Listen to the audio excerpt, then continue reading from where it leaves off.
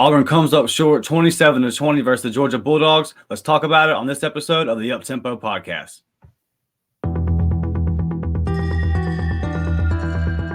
You are now listening to the War Report Podcast Network.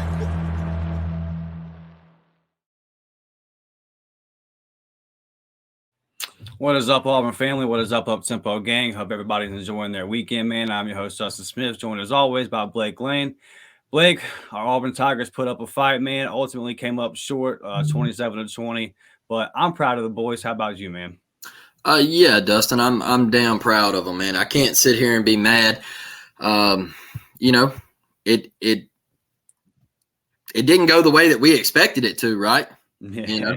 I feel like this defense showed up with a chip on their shoulder, and they created a turnover early, and Simp coming up with a big pick there, and we get out front 10-0, and we're feeling good about ourselves, and there's some momentum in Jordan-Hare Stadium. It was rocking. That was great to see with the 200 recruits in the building and everything. Like, the atmosphere was electric. Cam Newton back in the building. You had a lot of former players, a lot of former legends back there. All of that was fun to see, man. But at the end of the day, one thing I want this fan base to realize is we don't have the Jimmies and the Joes yet, Dustin. And the later the game went on, you could see that starting to pan out. We're behind a couple guys. All right. Talent is a big thing in college football. All right. And I'll tell you this, if you think I'm lying, go back last year in the national championship game between Georgia and TCU. And if you don't think talent has a big part in college football, when 5 stars play against 3 stars, go watch that film. Okay. And at the end of the day, we're just missing a couple guys, man. And that is where recruiting, when Hugh Freeze talks about recruiting, that is exactly what he means. All right. So when I sit here and I say, hey, everybody's wanting him to get into the game plan more and call plays and all this, and he's sitting here saying, hey, I'm just recruiting right now. I'm recruiting. I took a day off recruiting to get into a game plan. And that fourth quarter showed why he's recruiting the way he is. Because at the end of the day, we're just a couple of guys away, a couple of 5 stars, highly touted 4 stars away, man. And you could see that late in the game. But I'm damn proud of him, man. Hey, Peyton Thorne, he made some plays with his legs.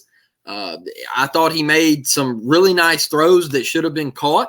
Yep. And that would have given us, a little better opportunity to come away with this win. But ultimately, at the end of this day, I can't be mad at these kids, man. The way they responded from A&M to Georgia and welcoming the number 1 team in the land, back-to-back national champions into your house. I'm excited for the future and where this program is headed. And it showed me the progression from week to week and what the staff is doing. To have a game like A&M and then come in and have a game like Georgia, and all eyes were on you. All eyes were on you. Everybody, man, I had Alabama friends text me and saying, hey, man, you got to be excited. Like, you got to be. Like, where you guys are headed, I mean, you're on a fast track. And he's showing you right now, hey, I'm going to turn this thing around. I just think, like I say, man, patience is a virtue. We got to be patient. And I know yesterday stung 27-20 because you felt like you should have won the football game. And it hurt. But we still got to remain patient because I look at this schedule and I say, hey, there's games that we can win. I watched Mississippi State. I watched Ole Miss and LSU last night.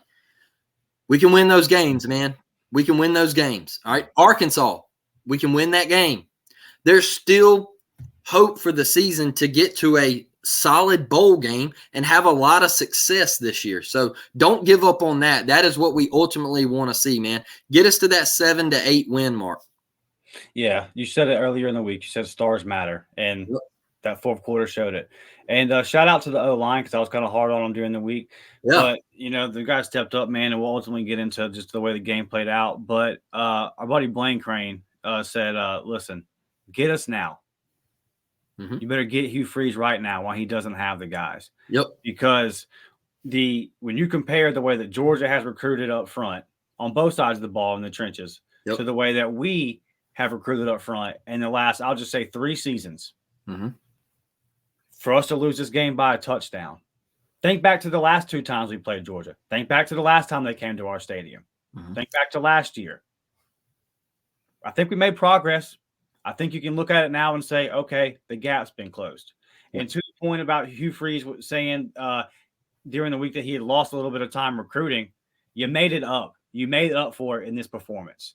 Any little bit of whatever he may have lost in recruiting during the week, you made up for it in that performance in front of all of those guys Saturday.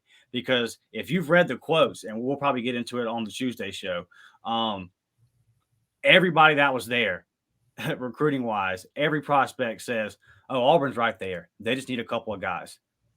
Those guys know, okay, they're football players. They know what they're looking at. They know. Perry Thompson's sitting there saying, oh, I make that back shoulder catch. You're not knocking that away from me. And it's not a knock on Malcolm Johnson, just like the size is what it is. We've seen Perry up close.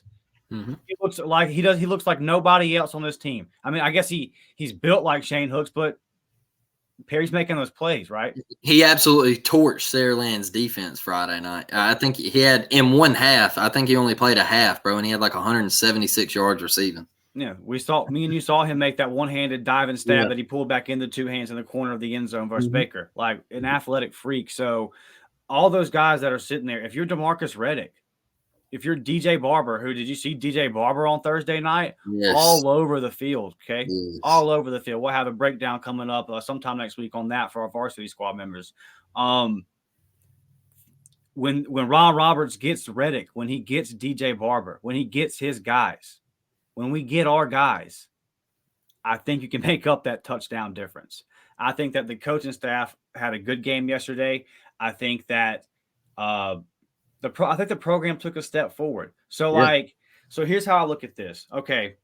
I don't even think we really shot ourselves in the foot. Like, you had the turnover at the end of the game. I think that you kept, and you were trying to force something at that point.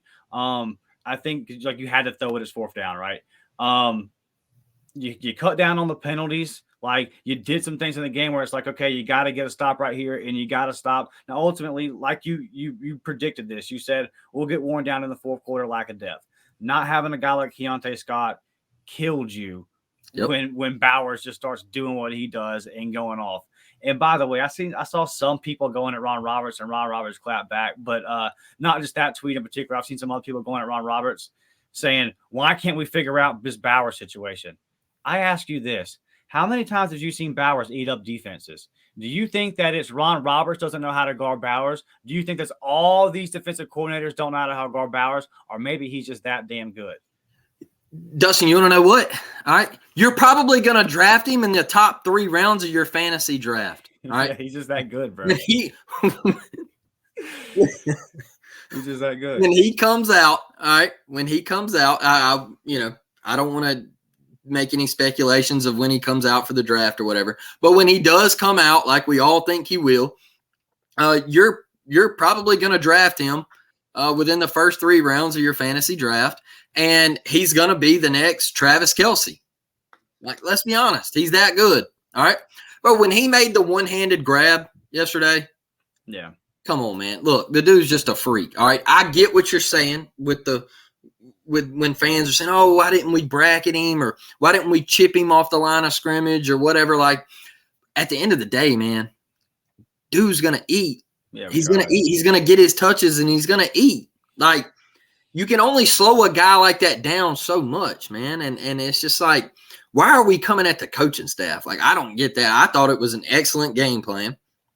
I thought, what we did on defense, Jay sent with the pick and all that. And there was a couple things that I know we'll talk about here in just a minute that I was a little aggravated with, but it comes down to, like you said, Keontae being out. Yeah. That killed us.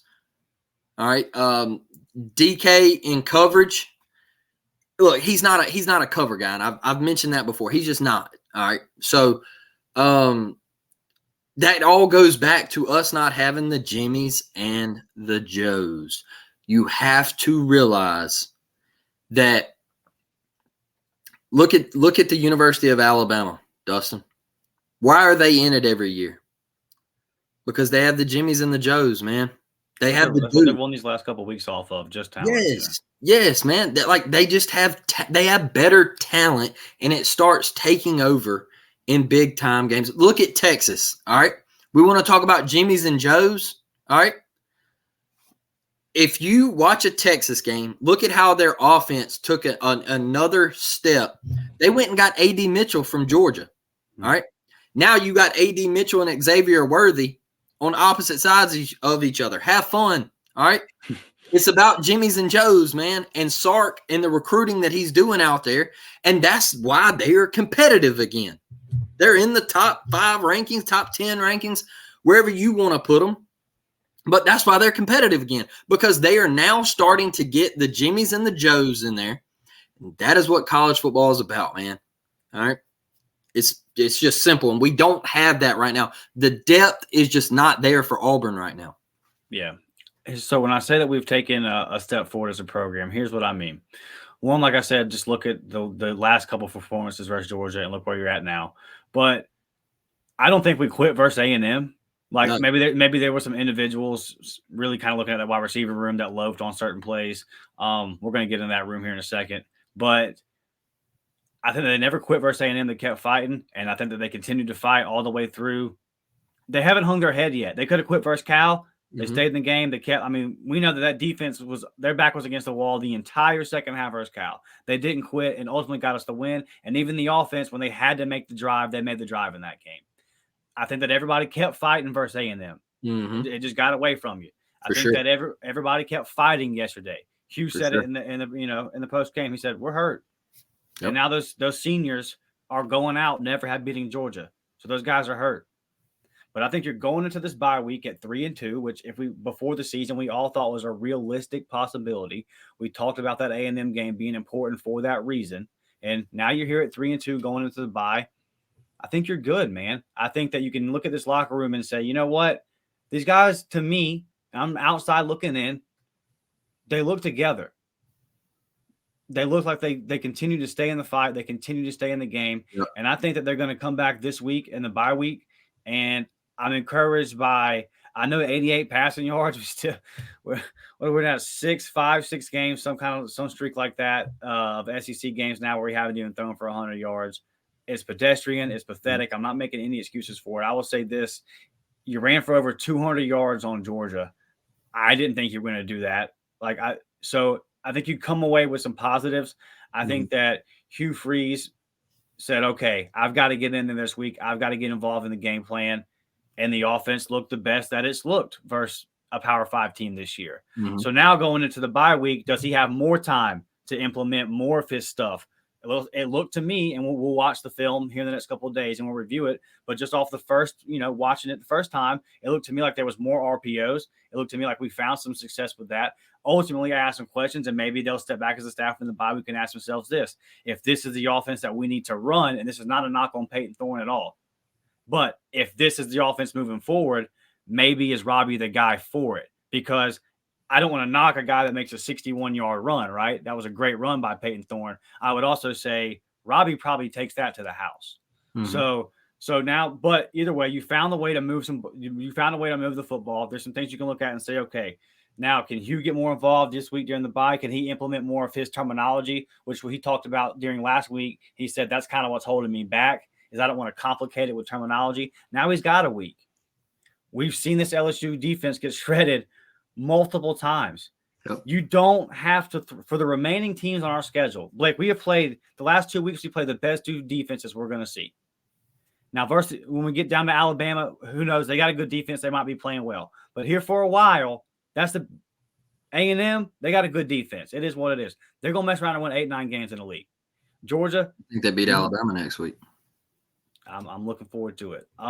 Georgia, see what they got over there. You know what they've been doing on defense the last 4 or 5 years. So those are out the way. Now, LSU, Ole Miss, Mississippi State, Arkansas, Vanderbilt, these are our next 5 conference games.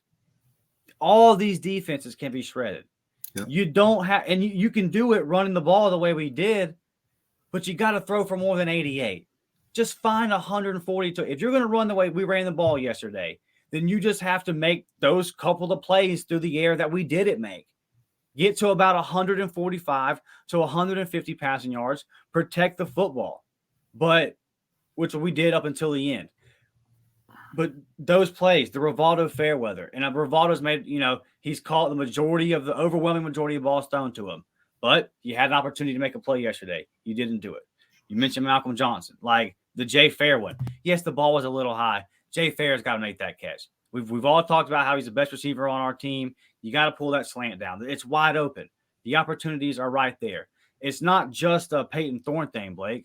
The whole passing game, it's always something.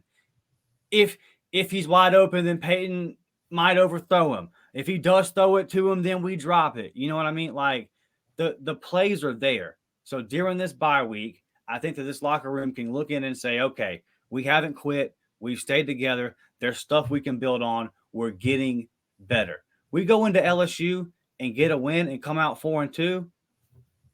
Yep. Man. Dustin, what'd you think about the back shoulder to Mardner? I think that we're just searching. I don't think we have anybody established. How many times have we thrown the ball to Nick Marner this year? And then that's when you go to him in that moment right there. I just think that they don't trust Jane Hooks. I think they don't trust Jair Shorter. They're searching for somebody to make that play. Remember they tried Vara last week on the back shoulder. They tried Malcolm. They're just begging somebody to make this play down the field, and nobody's doing it. That's what I think it is. That's what it got me. I was like, bro, how many times have we thrown the ball at Nick Mardner this year? And then all of a sudden you want to go to him in that spot. And Peyton Thorne looked at Hugh and was like, hey, it was there. Right. There was just miscommunication. He never saw it. That was a head scratcher to me. And like you said, man, Malcolm Johnson Jr., you got to catch that football. And I love the point that you made about Perry Thompson. Perry Thompson will catch that football. That is why he has 5 stars next to his name. That is a Jimmy and that is a Joe. Okay. Bryce Kane is a Jimmy and a Joe. Okay. Malcolm Simmons, a Jimmy and a Joe. Those are dudes, man. That boy Malcolm bad. Hey, if Nye Carr comes, that's a Jimmy and a Joe. All right. That's what I mean by that. Got that. Auburn's wide receiver core is not what I thought it was going to be at the beginning of the year. It's not. They tried to tell us, bro. Yeah, and what did we rank them the other night? A C? I gave it a C- based off of just the passing game. The passing game as a whole looks inept, so it's hard for me to just say okay F here. But I'm giving yesterday an F or a D-, right? Like yesterday was bad. Yeah. It hasn't been what I thought it was going to be. We got to make plays, man. Look, Jarquez dropping that ball on the last drive of the fourth. On the last drive. That would have been, I think there was room to make a play there too. And that'd have been a pretty nice gain right there. And that'd have been a step forward on that drive. You see your first play, positive yardage. I know they come right back the next play and everything, but that first play, you're like, okay, now we can go up tempo a little bit. We can move it. I did one thing. I don't know how you feel about this, but I felt like Hugh kind of simplified things for Peyton yesterday. Did you get that vibe of? Yeah. So that's why I made the point of, I wonder if Hugh, because man, as it went on, like there was some, as I watched the press conference again from Monday, and then what he said in Tiger Talk and the SEC teleconference, there was just some quotes where I said, I really thought, okay, he is not happy with the way the offense is being run. And he's trying to not throw Philip Montgomery under the bus the best he can. Blake, I think he had a heavy hand in what we saw yesterday. Absolutely. And I think that I think he was just trying to get to the bye. So yes, I think he simplified it. I think he dumbed it down. I think that they felt like, okay, if we can run the ball, let's use this new clock rules to our advantage, try to shorten the game versus Georgia, be in the game in the fourth quarter. And I think now he's probably thinking, let me get this thing to the bye week and let me make some changes. I think that going forward, you see a lot more of Hugh Freeze than you were seeing what you saw of the Philip Montgomery offense. Yeah, I agree 100%. 100%. And that fires me up. Me too. Man. Me too. Hey, one thing I do want to say real quick. Another thing that fires me up is seeing Hugh Freeze get fired up. Bro, preach on it. Like, let me tell y'all something. When we couldn't get lined up and we had to burn a timeout right out the gate, and that Hugh Freeze ripped his headset off and he threw that some bitch down on the ground, all right? And he got up in their face, all right? And you could see him barking, all right? I know I refer to this team a lot, and I'm an Auburn fan, all right? And I love the Auburn Tigers, but I look at the Golden Standard Dynasty, all right, and what I want to be. And you watch Nick Saban coach a football game, Dustin. Last night, all right, Alabama's in control of that football game, all right? They're dominating Mississippi State. And you see Nick Saban, all right, Terry and Arnold, I forget what he done, but he made a mistake, all right? He made a mistake. And he's trotting off the field, and Nick Saban meets him at the 30, all right?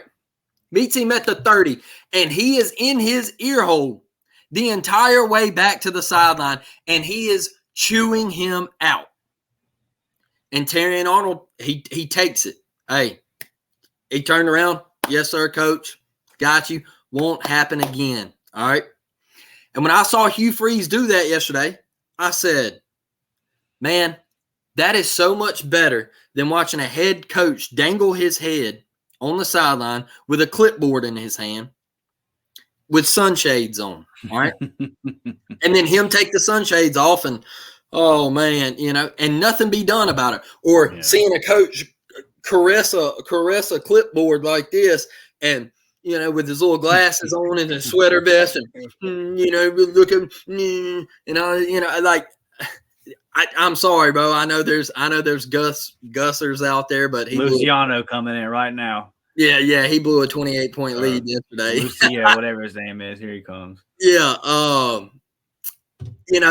it's refreshing to see a coach, and he's going to remind you when you mess up, right? That's a coaching moment, and I think that's a big step in year one, man. Is he's letting these guys know, hey, I might be chewing your ass out, but there's a reason why I'm chewing your ass out, and I promise you, it will not only make you a better football player, but it will make you a better person in life. All right. When you mess up on a job, when you get older and football is no more, and you get rode up or you get an ass chewing for doing something wrong, all right, you're going to remember back and be like, damn, man, that Hugh Freeze, he used to chew my ass out all the time too. I couldn't get lined up in that Georgia game, and we had to burn a timeout. And, so I think I love seeing that, man. I love seeing passion on the sideline. And I think that's a step in the right direction. It's refreshing as an Auburn fan to see that, Dustin. Yeah, no, I'm with you. Me and you is just a style, right? It kind of matches our attitude and how we view sports. But I think it matters because who are the four best college coaches that I've seen in my lifetime? Nick Saban, Urban Meyer, Kirby Smart, and Steve Spurrier. Yep. All four of those guys, you ain't making a mistake and just walking past them. Yep. And I think there's something to that, especially when, like you mentioned, once the player can take it, is willing to sit there and take it, doesn't argue back and learn from the mistake and goes out and executes the next time, that's when you know your program's headed in the right direction. Coach them hard, love them hard. Hugh Freeze said in the press conference after the game, I love these guys, and they're hurting. And so he's going to coach you hard during the game, put his arms around them today, last night in the locker room, and say, okay, we still got 7 games to go. Our goals are still in front of us. We can. The goal this year, and Hugh can't say this to his players. He has to tell them before the season our goal is to win the national championship. Because as unrealistic as that is, and Hugh Freeze even knows that, that's the way you have. That's just the way you have to think if you're in that. Like if you're going to compete in this league, if you're going to be successful in what these guys are trying to be successful in, that's the way you have to be programmed to think. But Hugh knows that ultimately his goal is to take a step forward as a program. Mm-hmm. Every recruit has nothing but positive things to say. I'm pretty sure we got some commitments yesterday that will be silent for however long, going to leak out eventually, or we made some big steps with some guys type thing. Like Nykar was there. I guarantee you he's looking at it and saying, oh, well, I make that right away. Right. That part too. If you're like, there are certain positions where you're looking at it and saying, oh, Jamonte Waller was a surprise visit, the 5-star edge. He's looking at it saying, oh, I can play right away in this situation right here. So, yeah, man, I think that overall we put our best foot forward yesterday. I think that the Auburn fan base does what it does, showed out, kept us in the game. Obviously, was a big factor in the game and showed built a really good atmosphere. Great job by the school. It was a who's who, like it was a red carpet of Auburn celebrities. I mean, Charles Barkley's in a Pat Sullivan jersey. Like it was just Sooney was there. Like it was just a who's who of Auburn royalty, and they were all down there. Goat now. Hey, I'm talking about everybody. How could you miss the hat? I'm sure you can see. I'm sure you can see that hat from the nosebleed. Cam down there leading cheers in the student section, getting everybody hyped. Again, just crushing that narrative that Cam only used Auburn and was a mercenary. Obviously, Cam loves Auburn, man. He continues to come back for every big game. And we're going to get to the point where we start winning some of these big games for him again. Big Nick Fairley was there yesterday. I'm sure A.M. Murray ran it back to Athens at the side of that. So, listen, man, the school did a good job. The program did a good job. I think anybody that's listened to this podcast long enough knows we are not sunshine pumpers. We are not moral victory guys. But we also look at this through a very realistic, type of lens, and we're just saying, okay, this program's making progress, man. This program's getting better. But looking at the game, Blake, the part that I'm really the most disappointed in is defensively allowing Georgia to go 8 for 13 on third down. Coming into the game, we talked about how we were 6th in the nation in third down. We were only giving up 25% on third downs, and I don't know what happened yesterday. And it was really the third and longs. And this was kind of like a bad dream because I think back to some big time SEC games before where we just we've been remember back to the LSU game, Joe Burrow's first year at LSU, where we just kept giving up third and longs all day. That big third down that went over to Sean Davis's head. The 3rd and 12, Blake, was the backbreaker. The 3rd and 12 and the 4th, we had an opportunity. We could have got off the field, man. That really would have had the momentum. You get them on third down consistently in your stadium. You've been a good third down defense. You have a good secondary, and you don't get the stops. So you have to ask yourself what went wrong. And I'm going to let you start here, Blake, because you know what it is. You talked about that all week. Can't get pressure with 4. That's a fact, man. Can't get pressure with 4. You give Carson Beck the time. I told you guys in a couple spaces that I went in and everything that Carson Beck is an elite talent, man. The dude is good. And you saw that when Eugene Asante come on the blitz, all right? Mm-hmm. And he put his helmet right in the numbers of Carson Beck's chest, all right? And Carson Beck delivered a dot across the middle, all right? He stepped in and delivered a ball for a first down. And that right there told me, I said, hey, this dude right here is a dog. He's a dog. And if you can't get pressure on him, nobody to get home with 4, you're in trouble. And it showed in the 4th that we couldn't get home, period. All right. Nothing was working. We got stifled at the line. And if that happens in an SEC football game, you're not going to win, man. You give up 8 of 13, and you only go 2 for 12, you're not winning. That's a recipe for disaster, Dustin. That's a recipe for disaster. And I know I sound like a broken record, but it comes back to Jimmy's and the Joes, all right? And I don't know, like our fan base, man, like I saw somebody yesterday say, well, why is DK on Brock Bowers and why is Zion Puckett on this coverage and all this? And I'm like, Well, who do you want? Who do you want? Let me give you the headset. Let me put you in Ron Roberts' seat, and you put out there who you want. All right. I want to know. I want to know who you want, because that's all we got right now. That's all we got. All right. If you want to start throwing freshmen in and things like that, because we don't have the depth, and Keontae Scott is out, fella, I'm sorry. I don't know what to tell you. You know, we just got ate up in the fourth quarter. I like I told you before we started recording, man. One of my best buds, he texted me and he said, Blake, stay calm. Don't, he was like, don't freak out. And I was like, man, look, we will find a way to lose the game because they have more talent and depth than we do in the later stages. And that's, you saw a freak talent, a 5-star tight end, make plays and show you how freakish of an athlete he is. And it had a big reason to do, but you couldn't get pressure on the quarterback. And that's where it comes in at, Dustin.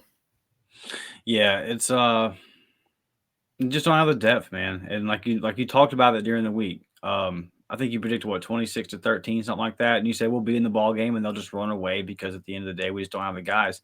When it comes down to pass rush, yeah, we just don't have it on the defensive line. Even at linebacker, like Larry Nix is playing every snap, bro. And yep. I'm proud of Larry Nix. And he's out there fighting. He's out there playing his ass off. He's playing well. But we saw it last year, right? We're like Derek Hall, where he just couldn't come off the field. This year, it seems like that's Marcus. Yep. And then thank God he was able to come back in, because when Marcus went down, we all said, oh, shit. Yep. Can't afford this one. Can't afford that. So, like, yeah, it's just, they're just not.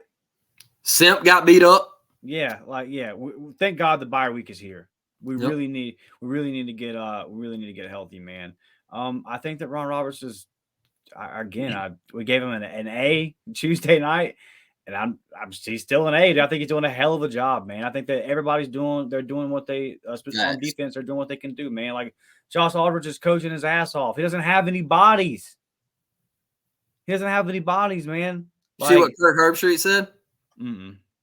He said, hey, you can criticize a DC all you want, but don't you think that a guy like Brock Bowers, he's going to beat any defense you throw at him? All right. He's going to eventually make a play. He's going to eventually get his touches. All right. Yeah, you had him bracketed for most of the game, and you were shutting him down on the quick throws they were getting out to him and everything. But eventually, he's going to make a play. That's what big-time guys do. And Kurt was like, man, he's just that good. He's going to be playing on Sundays. He could have sat out this year. They literally said Brock Bowers could have sat out this year, and he would go top 10 in the NFL draft. Yeah. That's how good he is.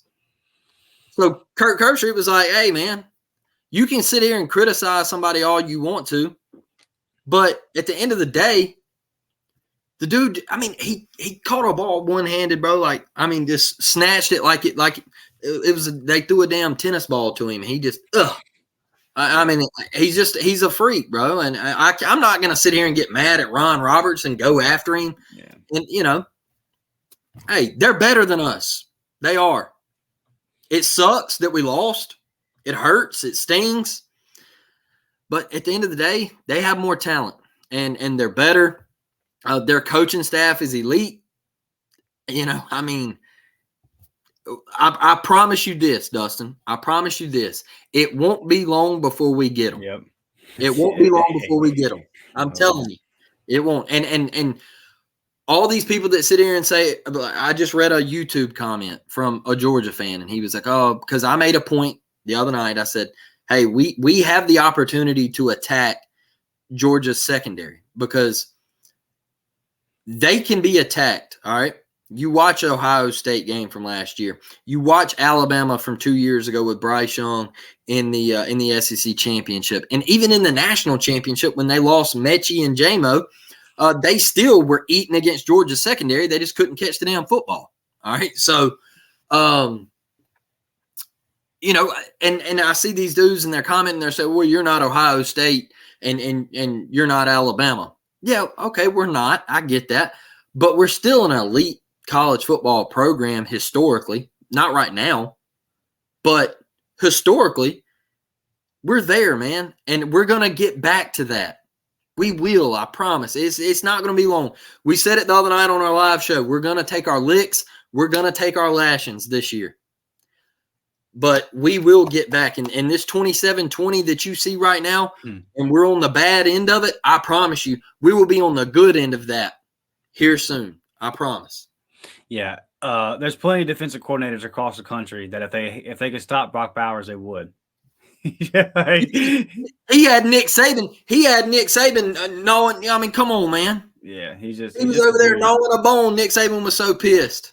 And go back to the one that you talked about where we hit Carson Beck and then Rah still makes the catch across the middle after kind of bobbling it. There's a couple of times where Georgia, like the 50, we had some balls where we made some of them third downs we talk about. We had good coverage on some of those. They just made the play. Like, and we didn't. And again, stars matter. And that just is what it is. Those 50-50 balls, they called them, and we didn't. And look at Georgia, man. Like, you lose an A.D. Mitchell, and then you go get a Rah Thomas. I mean, a dude that ate against you 2 years ago in Jordan Hare. So, like, he's familiar with it. But, I mean, they got dudes, man. And we tried. We went all in on Rah, but we came in second with Rah. You know why we came in second was because Georgia was the defending 2-time national champions, and we're a program right now that's just trying to get to a point where we can pass for 100 yards in the SEC. Yeah. So I'm proud of the way we fought. I'm proud of everything that we put on the field. I'm proud of the way that the coaches prepared and got the team ready. I think yesterday, as much as I hate losing to Georgia, I think that yesterday was a good day for Auburn. If we do what we need to do. If you come out here and you get blown out versus LSU, then it doesn't mean nothing. But if you continue to take the steps forward, then you can look back at yesterday and say, okay, that was a day where we took, we've all seen the clips, right, of the Pat Dye speeches. You've seen the one where the boys are in their white uniforms and their head are down. And he says, if you keep fighting like that, we can build a foundation you can win a long time on here at Auburn. That was after a tough loss at Tennessee in Pat Dye's first year. You're going to take these lumps, man. You're going to take these licks. It takes time to build a program. You have to have these kind of moments. So now, does that locker room find a way? I think that they have taken a step from last year. I don't see any quitting. Yep. Now's the next step, making the play. We didn't make any mistakes yesterday. that was really we made some, but there wasn't any big mistakes. It was just the 50-50 balls. There's moments when it was, okay, you got to make it. The 3rd and 12, okay, you got to get the stop here. When you had to do it. The Georgia's first touchdown, that was 11 plays, 56-yard drive. They converted third downs, and you kind of put the defense in a bad spot with bad kick coverage. It's just the little things. But I think we've taken the step now from not even being in the ball game versus these kind of teams. So, okay, now we're in the ball game. So now what do we have to do? What's the next step now to start winning these kind of games? Because the opportunities are going to rise again. I think, Blake, that in Baton Rouge, especially, and we'll know, I guess, tomorrow, what time the game is going to be. Yeah. Right now they're 3-2, we're 3-2, and they got a tough one out in Missouri. I'm just guessing this will probably be in the day, based off of the records right now. Both teams are 3-2. This is probably be 11 a.m. There's a good possibility this is at 11. So if you're getting LSU at 11 a.m., you couldn't ask for a better scenario. You definitely don't want to see them at 6. And I think you're going to be in the same situation. I think you're going to be in a close game in the 4th quarter. So you got a bye week to get ready. You got a bye week to hopefully implement some more of Hugh Freeze's offense. But, I think that you're going to have the same opportunity here in 2 weeks. I think you're going to be in a 24-24 game in Baton Rouge, something along those lines. Do you make the play? Yeah, and they have a suspect defense. Their secondary is not good. They kind of struggled to stop the run last night, for real. I mean, they didn't look good against Florida State. If you want to take a bet next week on a player prop, take Luther Burden over receiving yards. Oh, you ain't kidding. Let me tell y'all something. It is Marvin Harrison Jr. and Luther Burden, and they're in a class of their own. That Luther Burden is a freaking dog, bro. Like, nice. I mean, I'm telling you, that dude. I watched him yesterday a little bit with Vanderbilt, and he is a dog, man. But look, bye week, figure some things out. I thought we ran the ball well with our backs. Now, I know Peyton Thorne breaking off the 61-yarder and everything. I thought we ran the ball well. Yeah, but he's a weapon. Yeah. A return game. Yeah. That quick cut, bro. That cut is nasty. I thought he ran the ball exceptionally well in between the tackles. Yeah. I thought he was a hair away from taking it to the crib when he got on the outside.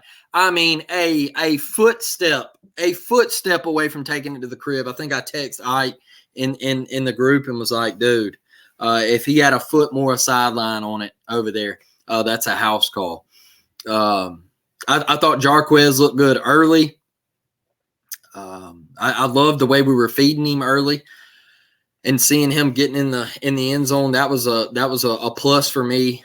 But yeah, Peyton Thorne on that run. I know you said earlier Robbie probably takes that to the house. But I did like seeing him pull it and just make them respect it.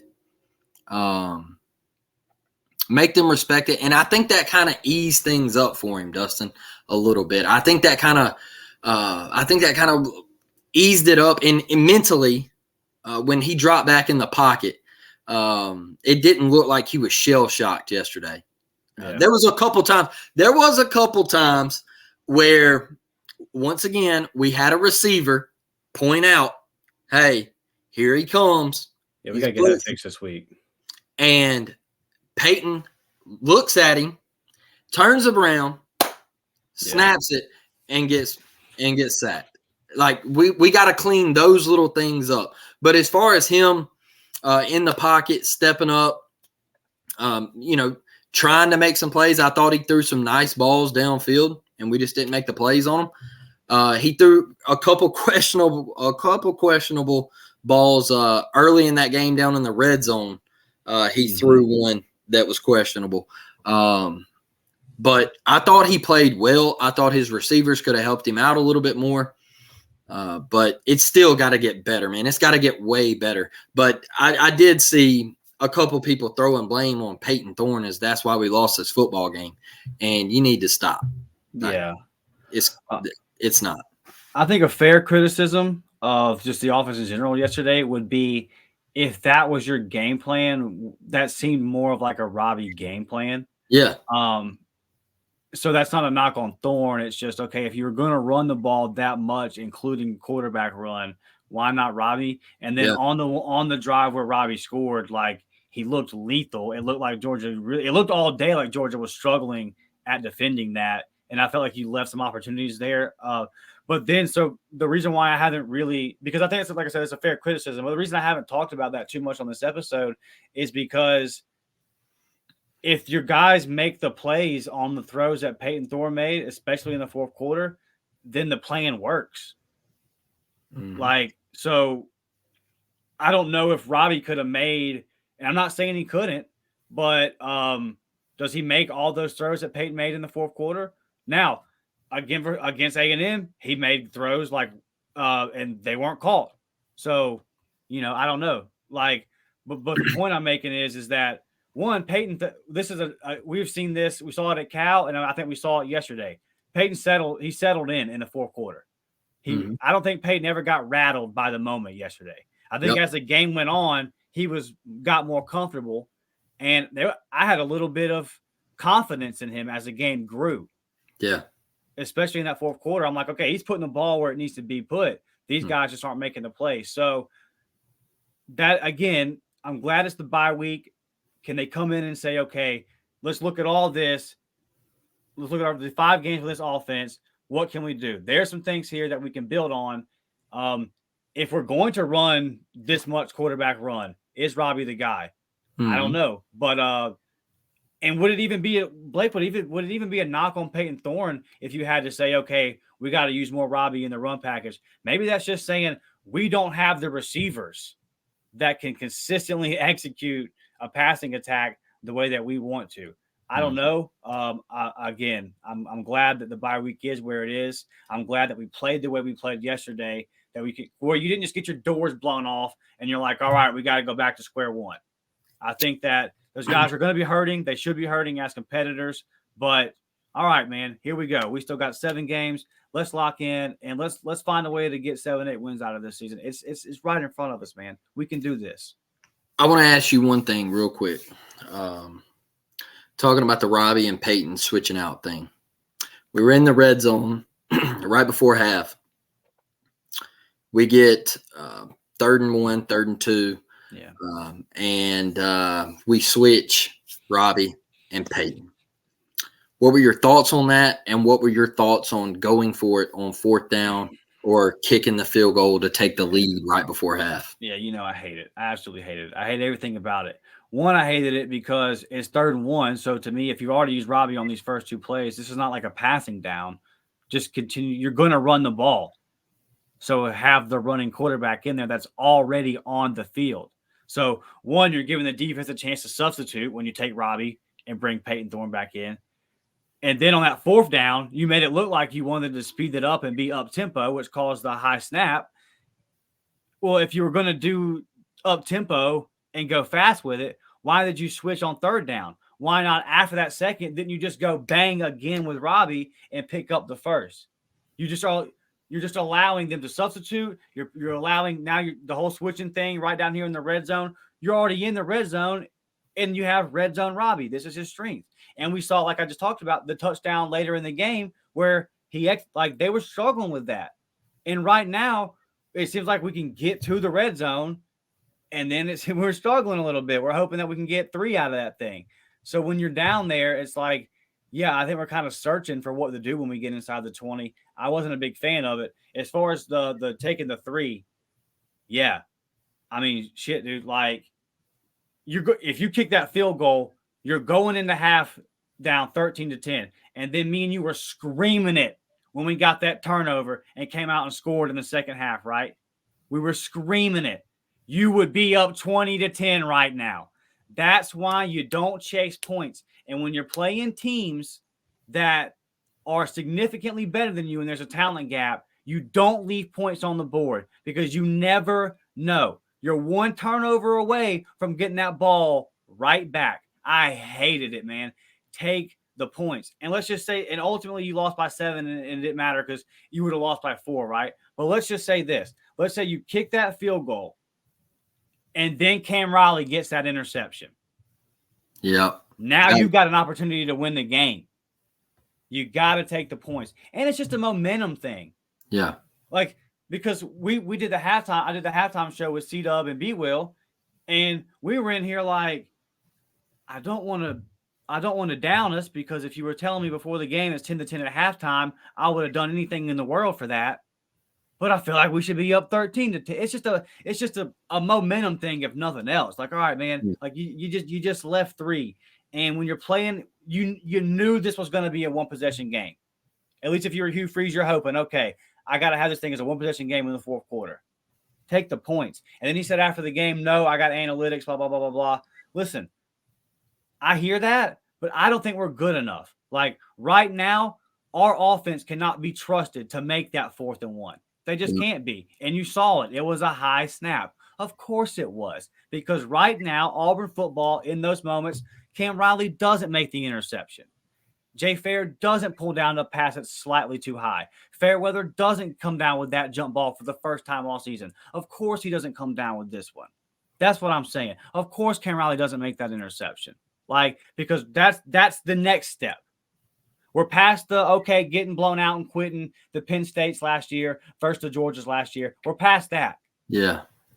Now the next step is, when you're in the game, how can you stay mentally locked in to not nut up and make the play?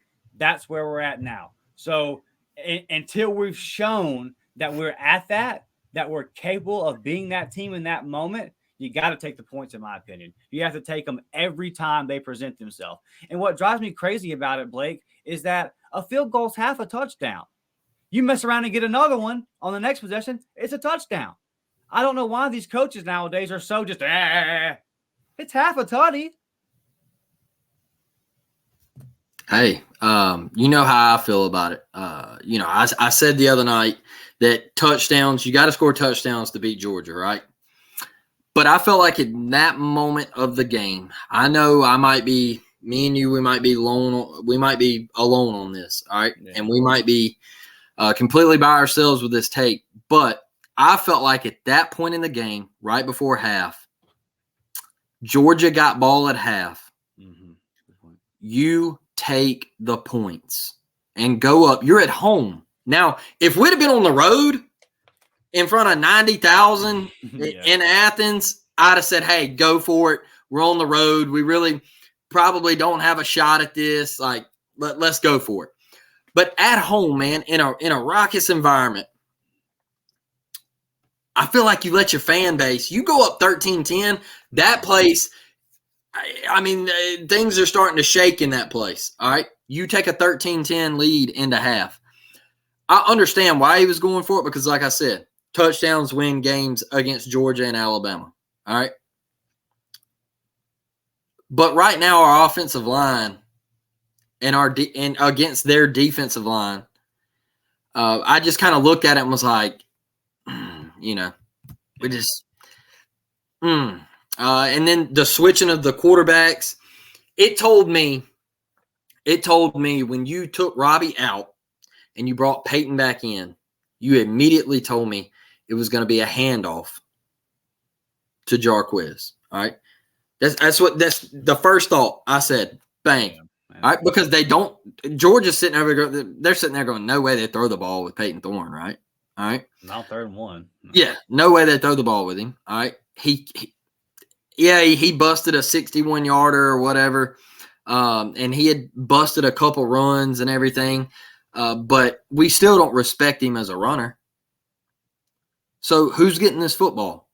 On short yardage? Yeah, man. We know who's getting it. Jarquez is getting it. So I would have liked to seen Robbie stay in the game there. We can nitpick at things all we want to, right. But,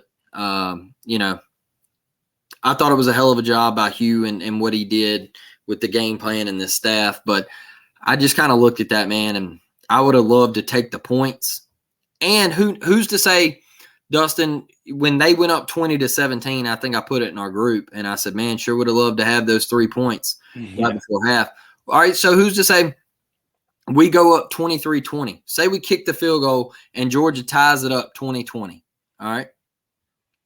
And we go down and we go up. We kick that field goal in the 4th, and we go up 23-20. Who's to say Carson Beck, man, down 3 points, needs a game-winning drive? Who's to say he's got the nads on him to make that drive?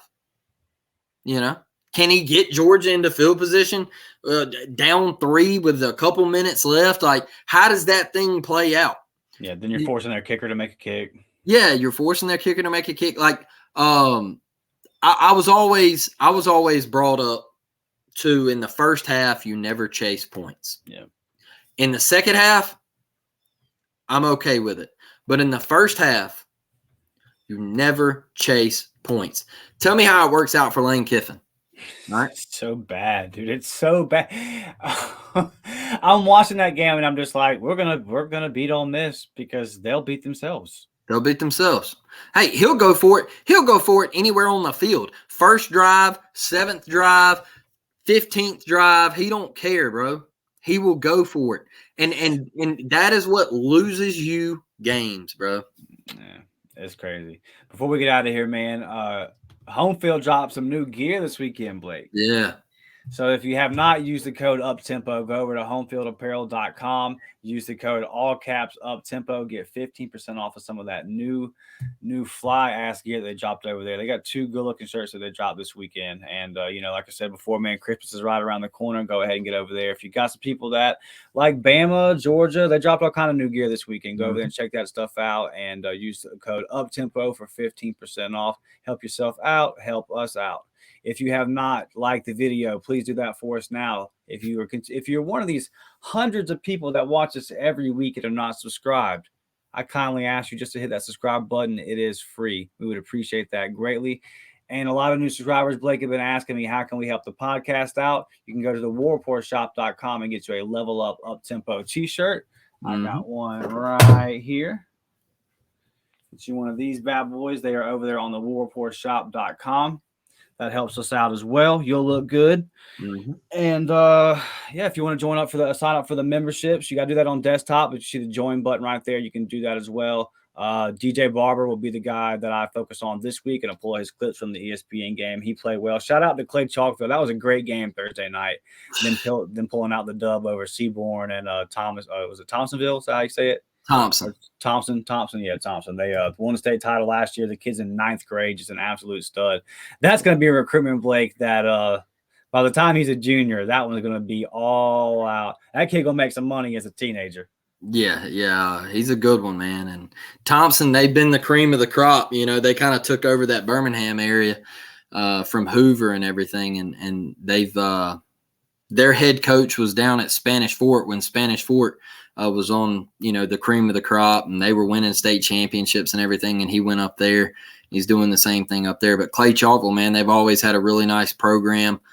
Nico Collins played there a couple years ago. Shoot, that was about 8 years ago now. And he's now a wide receiver for the Houston Texans, went on to Michigan and had a great career there. So Clay Chalkville produces talent. They're a damn good school, man. So DJ Barber, can't wait to, sit down and talk about him and watch him at Auburn and the career that he has, man. I know that he's a special talent. It was fun watching him play Thursday night. And the state of Alabama. Hey, I'm a big state of Alabama guy. If you know me, I love the state. I'm always going to shout out guys from the state of Alabama and throw out some love. And Riley Leonard, my guy at Duke, he's a hometown guy for me, played his tail off last night and got injured on the last play of the game against Notre Dame, and they come up short. Prayers out to him, man. Prayers to his family. And Sam Hartman going over there and waiting for him to come out of the tent, Dustin. I thought that was pretty cool, man. So, shout out to all those guys around college football and from the state of Alabama, man. Keep showing out and keep getting after it. Yes, sir. All right. Well, we're out of here, guys. We will be back Tuesday, 7 p.m. Central Time for our live show. Make sure that you join us there, man, if you have not subscribed to the channel. And I'm proud of this team. I'm proud of these coaches. I'm proud of this fan base. We still got a lot of football ahead of us, and we're going to win some ball games here. I really believe that. We're headed in the right direction. War Damn Eagle. We'll catch y'all Tuesday night. War Damn, baby. Yes, sir.